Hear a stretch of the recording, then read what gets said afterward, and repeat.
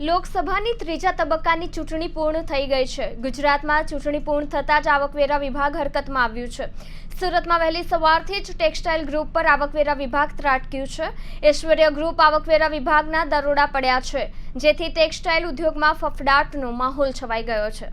લોકસભાની ત્રીજા તબક્કાની ચૂંટણી પૂર્ણ થઈ ગઈ છે। ગુજરાતમાં ચૂંટણી પૂર્ણ થતાં જ આવકવેરા વિભાગ હરકતમાં આવ્યું છે। સુરતમાં વહેલી સવારથી ટેક્સટાઇલ ગ્રુપ પર આવકવેરા વિભાગ ત્રાટક્યું છે। ઐશ્વર્ય ગ્રુપ આવકવેરા વિભાગના દરોડા પડ્યા છે, જેથી ટેક્સટાઇલ ઉદ્યોગમાં ફફડાટનો માહોલ છવાઈ ગયો છે। સુરતમાં ટેક્સટાઇલના મોટા ગણાતા ઐશ્વર્ય ગ્રુપ પર આવકવેરા ખાતું ત્રાટક્યું છે। ઐશ્વર્ય ગ્રુપ ઉપર આઈટીના દરોડા પડ્યા છે। ઓફિસ સહિતના કામકાજના સ્થળો પર દરોડા પડ્યા છે। એક સાથે 12 જગ્યા પર દરોડા અને સર્વેક્ષણની કાર્યવાહી હાથ ધરવામાં આવી છે। ઐશ્વર્ય ગ્રુપ સાથે સંકળાયેલા કોલના ધંધાર્થીને ત્યાં પણ તવાઈ આવી છે। કોલ બિઝનેસ ગ્રુપના મોરબીમાં આવેલા સિરામિક ઉપર પણ તપાસ કરવામાં આવી રહી છે। તપાસના અંતે મોટા પાયે બેનામી વ્યવહારો મળે તેવી સંભાવના વ્યક્ત કરવામાં આવી રહી છે।